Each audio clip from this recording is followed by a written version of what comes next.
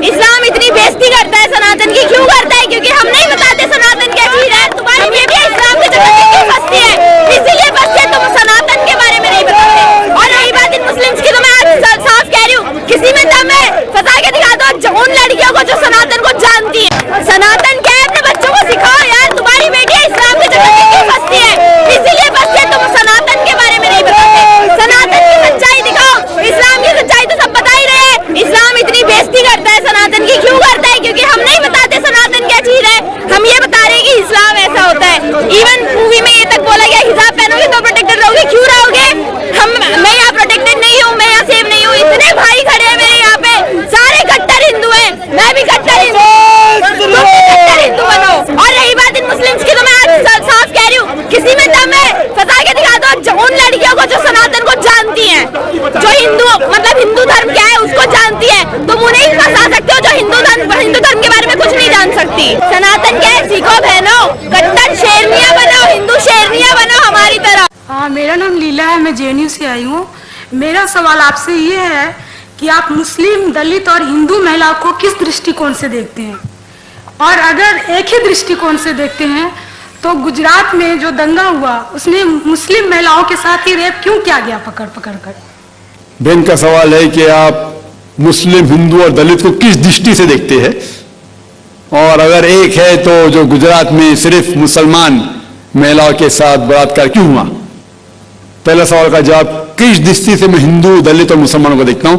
इंसान की दृष्टि से, इंसान की दृष्टि से।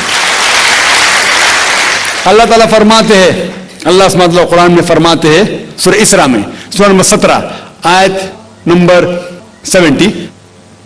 70 अल्लाह ताला फरमाते हैं, वलक़द कर्रमना बनी आदम, हम हर बनी आदम, हर आदम के औलाद पे करम फरमाए। अल्लाह ताला फरमाते, लक़द कर्रमना बनी आदम, हर आदम के औलाद, हर बनी आदम के ऊपर करम फरमाए। चाहे वो अमेरिका में पैदा हो, हिंदुस्तान में हो, सऊदी अरेबिया में हो या इंग्लैंड में हो, चाहे वो काला हो या गोरा हो, चाहे वो औरत हो या आदमी हो, या किस भी मजहब में पैदा हो, समझ के अल्लाह ताला ने हर बनी आदम के ऊपर करम फरमाया। उसके बाद अल्लाह सुब्हानहू व तआला ने हिदायत दी किस तरीके से अपनी जिंदगी बसर करना। और जिस तरीके से आपने कहा कि हिंदू मजहब की किताबों का मुताला किया हूं मैंने, अल्हम्दुलिल्लाह। दलित जो है, जैसे कुछ लोग जानते होंगे, बाबा साहब अम्बेडकर मरने के कुछ महीने पहले उन्होंने बुद्धिज्म एक्सेप्ट किया। वो इस्लाम से मुतासिर थे, कुछ मुस्लिम लोगों ने उनका साथ नहीं दिया, तो वो सेकंड मजहब पे गए जो उनके हिसाब से बेहतर था, वो बुद्धिज्म। और जो दलित है वो एक्चुअली देखे जाओ तो नियो बुद्धिस्ट है। अफसोस की बात है कि दलित भी नहीं जानते कि उनका मजहब क्या है। और जब सेंसस होता है इस इंडिया का, तो दलित को हिंदू में शुमार किया जाता है, जो बिल्कुल गलत है। बाबा साहेब अम्बेडकर लगभग 300 मिलियन 30 करोड़ लोग को, लगभग 30 करोड़ दलित लोग को हिंदू से छुटकारा पाने के लिए, कास्ट सिस्टम से छुटकारा पाने के लिए अलहदा हुए। लेकिन अफसोस की बात है, आज के सेंसस में जो हिंदू की गिनती होती है उसमें दलित को भी गिना जाता है, जो बिल्कुल गलत है। दलित हिंदू नहीं है। बाबा साहेब अम्बेडकर ने दलित को कास्ट सिस्टम, जात पाति से छुटकारा पाने के लिए उनने बुद्धिज्म एक्सेप्ट किया। इसे कहते हैं नियो बुद्धिस्ट। और अल्हम्दुलिल्लाह सुम्मा अल्हम्दुलिल्लाह, बाबा साहेब अम्बेडकर की किताब भी मैंने पढ़ा, और अगर आप पढ़ेंगे reviews of Hinduism volume number 4, उसके अंदर भी लिखा हुआ है कि कृष्ण के 16,108 बीवियां थे। बाबा साहेब अम्बेडकर ने हिंदू मजहब किताब का काफी मुताला किया, और उसके बाद उसने कहा कि कास्ट सिस्टम गलत है। और सिर्फ बाबा साहेब अम्बेडकर ने भी नहीं, मिसाल के तौर पर राजा राम मोहन रॉय, वो भी कास्ट सिस्टम के खिलाफ थे। जस्टिस आना डे, राजा राम मोहन रॉय बंगाल से थे, जस्टिस आना डे मुंबई के थे। ये सब वो हिंदू रिफॉर्मर्स, और उन्होंने कहा कि हमें उपनिषद और वेद की तरफ आना चाहिए। और स्वामी दयानंद सरस्वती जो आर्य समाज शुरू किए, उनका भी नजरिया था कि वेद की तरफ आना चाहिए, वो सही धर्म है। तो मेरा नजरिया यह है कि मैं हिंदू धर्म की किताब पढ़ चुका हूं अल्हम्दुलिल्लाह, बाबा साहब अम्बेडकर की किताब पढ़ चुका हूं, और मैं कुरान की उस आयत पर अमल करता हूं, सूरह अल इमरान सूरह नंबर 3 आयत नंबर 64, तालू इला कलमतिन सवाइन बैन बैनकुम, आओ हम आपस में उस बात पे सहमत हो जो हम में यकसा है और उसके ऊपर अमल करें। जिस तरीके से हमने कहा कि जो यकसा है, और जो आखिरी के मुकर्रर ने कहा जो यकसा है दिगर मज़ाहिब के, उस बात को लो, लेकिन सिर्फ जिक्र मत करो, उसके ऊपर अमल भी करो।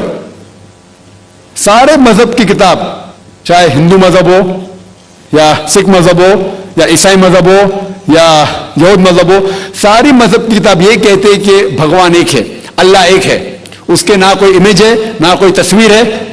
और हर मजहब का मुताला करेंगे हमें यह पता चलेगा कि ईश्वर भगवान अल्लाह एक ही है, उसके अलावा कोई नहीं है। और इन मजहब की किताबों में हिंदुइज्म, जुडाइज्म, क्रिश्चियनिटी, इन सब में मोहम्मद सल्लल्लाहु अलैहि वसल्लम के आने का भी जिक्र है। तो मैं उन लोगों से ये बात कर रहा हूं, अगर आप अपनी मजहब की किताब पढ़ेंगे तो आप और करीब आएंगे। और इस्लाम के मानी क्या है? इस्लाम मानी अपनी सारी ख्वाहिशें अल्लाह के ख्वाहिश पे निछावर करना। और जो शख्स अपनी ख्वाहिश अल्लाह की ख्वाहिश या भगवान के ख्वाहिश में निछावर करता है उसे कहते हैं मुस्लिम। ये मेरा नजरिया है। आपका दूसरा सवाल था कि गुजरात में क्यों सिर्फ मुसलमान औरतों के साथ बलात्कार किया गया था, वो आपको उनसे पूछना पड़ेगा, मुझसे नहीं। मैं तो मौजूद नहीं था, मैंने उनसे नहीं कहा। हो सकता है जिस तरीके से शंकराचार्य ने कहा, और मैंने मेरी तकरीर में भी कहा कि ये चीज है पॉलिटिशियन की वजह से। पॉलिटिशियन, ये जो दंगा फसाद जो होता है इस देश में दुनिया में सबसे ज्यादा दंगा फसाद होते, कोई मुल्क में जो दुनिया में दंगा फसाद होते वो हिंदुस्तान नंबर 1। और इसके मेन कारण है ना कि हिंदू मुस्लिम में झगड़ा है, मेरे हिसाब से मेन कारण है पॉलिटिशियन। क्योंकि उनका मेन मकसद है कि वोट इकट्ठा करने के लिए वो दंगा फसाद करते हैं, मजहब का इस्तेमाल करते। इसी तरीके से गुजरात में ये दंगा फसाद करने के लिए कई दलितों का सहारा लिया, उनको भड़काया गया। उनका मेन मकसद था कि वोट जीतना। जिस तो शंकराचार्य ने कहा कि वोट जीतने के लिए, मैंने क्यों कहा कि 100% पॉलिटिशियन खराब है, अक्सर कहता हूं, अक्सर, ज्यादातर। और ये इसीलिए ये दंगा फसाद होता है वोट के बुनियाद के लिए। अगर ये पॉलिटिशियन की जो ये वोट बैंक निकाल दे तो इंशाअल्लाह हिंदुस्तान में भी अमल होगा। तो दोस्तों ये थी आज की वीडियो। उम्मीद करते हैं वीडियो अच्छी लगी होगी। ऐसी ही इंफॉर्मेटिव और इस्लामिक वीडियोस के लिए चैनल को सब्सक्राइब करें। मिलते हैं नेक्स्ट वीडियो में। अल्लाह हाफिज।